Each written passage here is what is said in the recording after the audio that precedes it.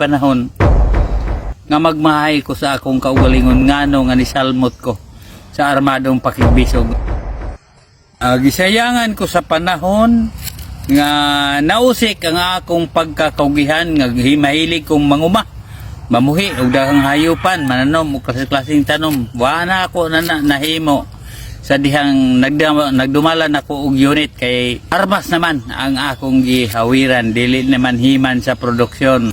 Munang makapamalandungan ko sa akong kaagi kaniadto kay 16 pang akong edad, nagpuyo naman kong burang isa ragod.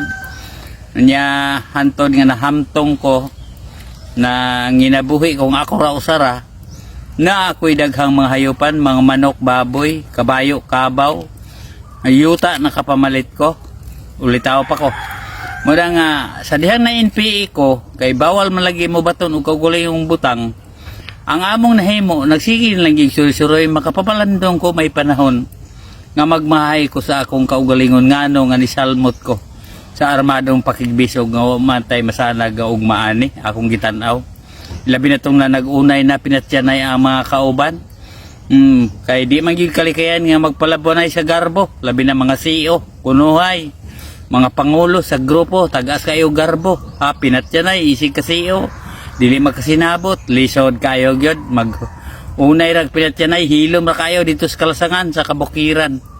Mga commanding officer pang unayon rag pusilpod sa mga bagong sampa, aloy kayo. Muna nga wag yoy masanag nga ugma ang CPP, NPA, NDF. Sila karon nga naakunuhay sa kasyudaran, naakunuhay sa malamig nga Pinoyanan, CPP malagig NDF. Ay sila, kay direkta sila nga may linya sa langyaw manunulong ug mananakop sa atong nasod. Pero ang NPA kay wa man tawi mga grado, gihimo ra mang sulugon, gihimo ra mang instrumento alang pagpadugang sa ilahang pagkadato. Ang NPA mo'y nahimong makaluluoy. Muna nga di kakapati nga naay CPP ug NDF nga nagsurrender. Usa ang pagsurrender nga ulipon man sila sa mga langyaw. Pero sila ipasultion magpropaganda nga antay langyaw kuno, antay langyaw nga langyaw ang gasuporta nila. Ang mga NPA giulog-ulugan lamang sa CPP ug NDF kanay klaro. Nya daghan na ang wala masayod in town. Ako kay naniguwang man ko dito, nahibalo gyud ko.